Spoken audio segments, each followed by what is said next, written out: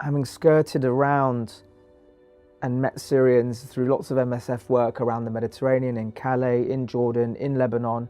Actually, I finally got into Syria last month. 6 weeks ago I got back, where I was working in Raqqa, in North Syria.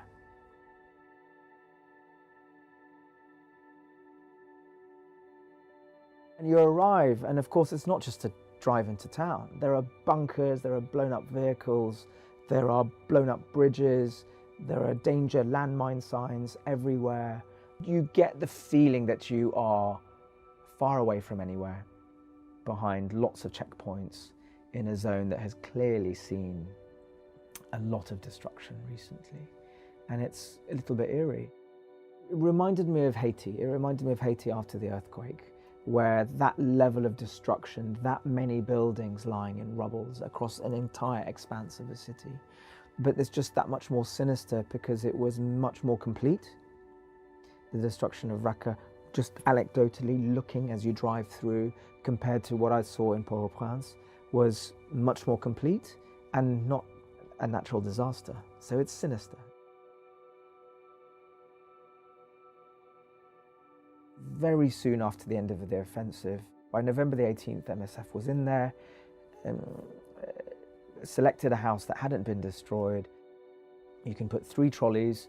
You know, if you have expertise and you have materials, you can do quite a lot in a room, quite a lot.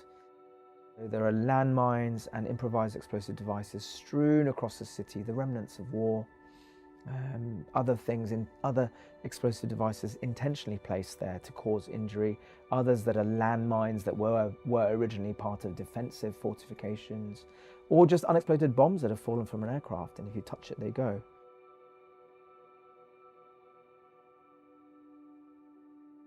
And the staff that I joined were telling me in those first 2-3 weeks, you'd hear them go off constantly, and they'd think, right, we're going to get some cases soon. They were getting 7, on average, 7, almost 8 cases a day. And you're talking, you know, hand amputations, bilateral leg amputations, blown off, civilians being trucked in through the rubble. It's a level, I am told, a level of sort of mining or you know, improvised explosive devices that's not been seen ever before. And it's in a civilian centre, and it's in under beds, in kitchen shelves, on the streets. It's everywhere, everywhere. We were told one story of how one of these mines was on such a delay that the family member, the man, had come home, checked everything was fine, family had moved in, he called them or you know, got them to come, gone back to the camp, brought them, and then a mine went off. So it must have been on a delayed timer, long enough such that days had passed. They're not packaged. We don't have x-rays. We don't have blood tests. It's a very different scenario.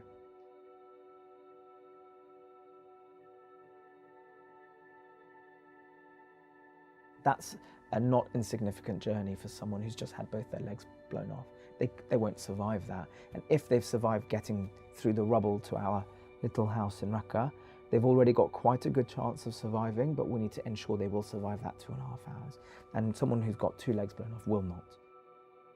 One such case arrived, and he was really very close. I couldn't feel his pulse, put it that way, but he was still breathing. I mean, he was quite literally in that window where there isn't quite enough blood left in your system that you can feel their pulse, but he's just about got enough blood in his system that's getting to the brain, and he is breathing. I mean, you're talking probably 3-5 breaths left before you die. I mean, it's literally just that moment.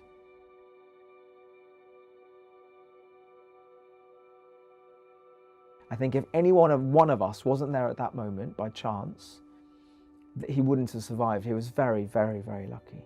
And we gave,